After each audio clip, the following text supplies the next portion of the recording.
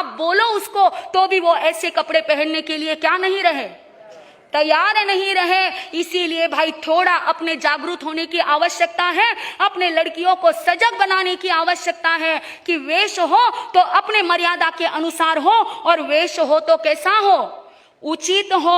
अरे भाई जब हम गोचरी के लिए घर पर जाते हैं और लड़कियों के कई बार हमारे सामने बहराने के लिए आती हैं, रूम से उनको बुलाया जाता है आवाज दे देते कर, तो ऐसे कपड़े पहनकर आती हैं। सच कहना उनके हाथ से बेरने की तो दूर, उनके पास में देखने की तक क्या नहीं होती, इच्छा नहीं होती।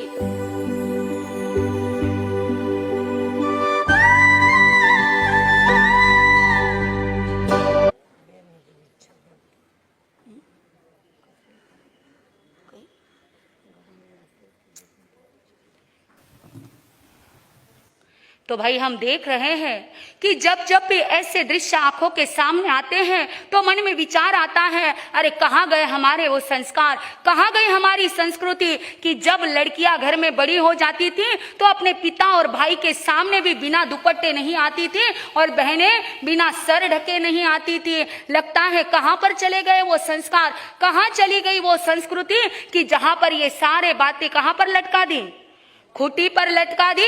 जब ये संस्कार थे तब हमारे समाज में, हमारे देश में ऐसी ऐसी लड़कियां पैदा होती थी, चंदन बाला के जैसी, मीरा के जैसी, सीता के जैसे, जिनसे इतिहास बनता था और माताएं भी चाहती थी कि मेरी बेटी भी कैसी बने, ऐसे शूरवीर, ऐसे चंदन बाला, मीरा, सती इनके जैसी बने।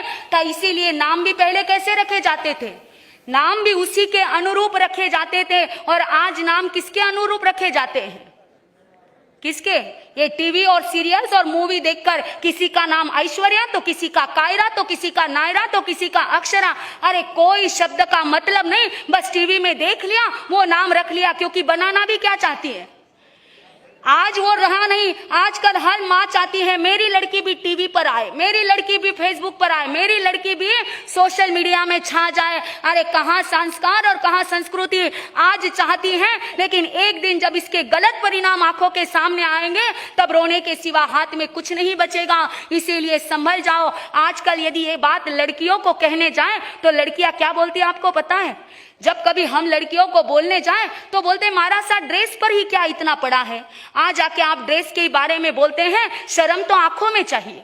क्या कहती है लड़कियां, शर्म तो आंखों में चाहिए, ड्रेस में क्या धरा है। अरे भाई पर शर्म आपकी आंखों में है, क्या आपके देखने वालों के सबके आंखों में वो लज्जा, वो शर्म है? इसकी गारंटी दे सकते हैं कि जो आपको देखते हैं क्या वो सही बहुत अच्छे हैं सभी लोग? और एक बात याद रखना, सच में जिसकी आंखों में शर्म और लज्जा होती है वो आंखों में नहीं दिखती, वो व्यवहार में नजर आती है। और जो जिसके आंखों में शर्म है, लज्जा है, हया है, वो चाहकर भी ऐसे गलत कपड़े पहन ही नहीं सकता। इसीलिए ये दुहाई मत दो कि ड्रेस पर क्या पड़ी है। भाई ये ड्रेस का प्रभाव लोगों पर बहुत पड़ता है। अरे एक माँ रोज अपने बच्चे को ऑटो के लिए छोड़ने के लिए जाती थी, स्कूल में ऑटो आता था, बिल्डिंग से उतरकर बाहर तक आना पड़ता था उसे छोड़